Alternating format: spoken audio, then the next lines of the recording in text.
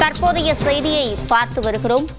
மதுரை மீனாட்சி அம்மன் கோயில் உபகோயில்களின் சொத்துகள் எவ்வளவு என்று கேள்வி எழுப்பப்பட்டிருக்கிறது. ஆவணப்பதிவேட்டை தாக்கல் செய்ய உயர்நீதிமன்ற மதுரை கிளை தற்போது உத்தரவு பிறப்பித்திருக்கிறது. கூடுதல் விவரங்களை செய்தியாளர் கருணாகரனிடம் கேட்கலாம். கருணாகரன், விவரங்கள். சிவரஞ்சனி, அதாவது மதுரை மீனாட்சி அம்மன் கோவில் மிகவும் பழமையான கோவில். இந்த கோவிலுக்கு தமிழகம் முழுவதும் பல்வேறு மாவட்டங்களில் சொத்துக்கள் உள்ளது, இலங்கையிலும் சொத்துக்கள் உள்ளது. இந்த கோவிலுக்கு சொந்தமான சொத்துக்களில் உள்ள ஆக்கிரமிப்புகளை மீட்க வேண்டும் என்று சமூக ஆர்வலர் ராதாகிருஷ்ணன் என்பவர் உயர்நீதிமன்ற மதுரை கிளையில் ஒரு பொதுநல மனு தாக்கல் செய்திருந்தார்.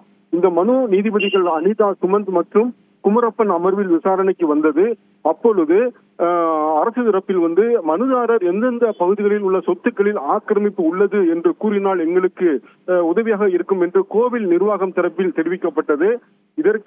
இதை ஏற்றுக்கொள்ளாத நீதிபதிகள், அதாவது மதுரை மீனாட்சி அம்மன் கோவிலுக்கு சொந்தமான சொத்துக்கள் எவை என்று கோவில் நிர்வாகத்திற்கு தெரியாதா, அந்த சொத்துக்களில் உள்ள ஆவணங்கள் உங்களிடம் இல்லையா, அதில் உள்ள ஆக்கிரமிப்புகள் உங்களுக்கு தெரியாதா என கேள்விகளை எழுப்பிய நீதிபதிகள் மதுரை மீனாட்சி அம்மன் கோவிலுக்கு சொந்தமான சொத்துக்கள் குறித்த ஆவணங்களை உயர்நீதிமன்ற மதுரை கிளையில் தாக்கல் செய்ய உத்தரவிட்டு வழக்கு விசாரணையை ஒத்திவைத்து உத்தரவிட்டனர். சிவரஞ்சனி, விவரங்களை வழங்கியமைக்கு நன்றி கருணாகரன்.